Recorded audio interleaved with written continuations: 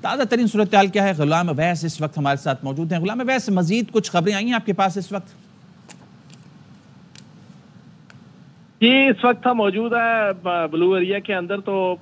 جو مظاہرین تھے ان کو یہاں سے بھگا دیا گیا ہے، اس ایریے کو مکمل کلیئر کر دیا گیا ہے، لیکن ابھی تک اس کے بعد کی اطلاعات تو ابھی موصول نہیں ہو رہی، لیکن اس اسلام آباد کو مکمل طور پر کلیئر کیا جا چکا ہے۔ یہاں پہ صرف پولیس اور رینجرز کے اہلکار موجود ہیں، اس کے علاوہ اب شہری جو کچھ موجود تھے، جو نکلنا چاہ رہے تھے، وہی موجود ہیں، اور اسلام آباد کو مکمل طور پر کلیئر کر دیا گیا ہے۔ اور جو مظاہرین تھے ان میں سے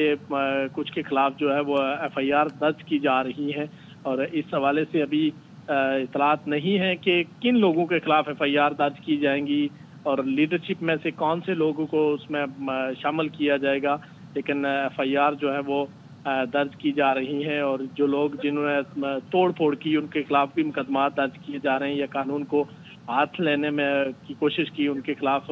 مقدمات درج کیے جا رہے ہیں۔ اور جو اوورال اسلام آباد کی اگر صورتحال کی بات کی جائے تو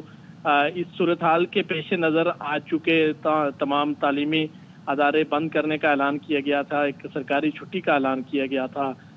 نجی اور سرکاری اسکول بند کرنے کا اعلان تھا، راول پنڈی میں بھی، اسلام آباد میں بھی، لیکن اب جو صورتحال ہے وہ تبدیل ہو چکی ہے، اور اب اس پورے ایریے کو مکمل طور پر کلیئر کیا جا چکا ہے۔ اس وقت اسلام آباد میں کسی قسم کا مظاہرہ یا کسی قسم کے مظاہرین میں سے کوئی بھی فرد یہاں پہ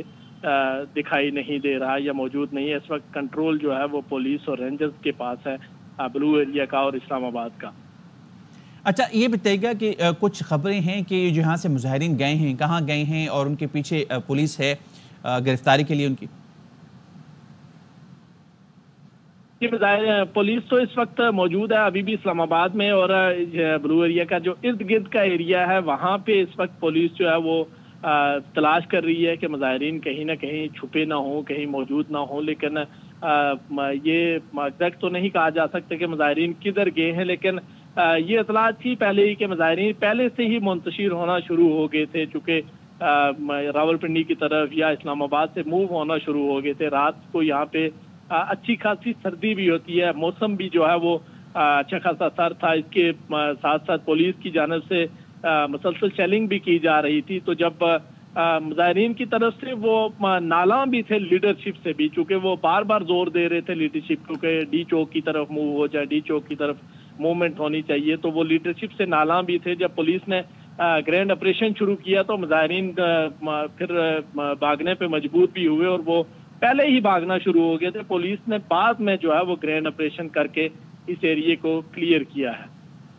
اچھا، یہ بتائیے گا ویس، کیا ابھی بھی ارد گرد کے جو علاقہ ہے یہاں پر آپریشن جاری ہے یہاں پر پولیس کی جانب سے؟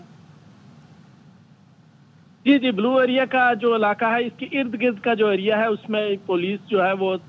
تلاشی کر رہی ہے، مختلف بلڈنگز کی یا جو یہاں پہ دفاتر ہیں ان کی بھی تلاشی کر رہی ہے کہ کہیں مظاہرین میں سے کوئی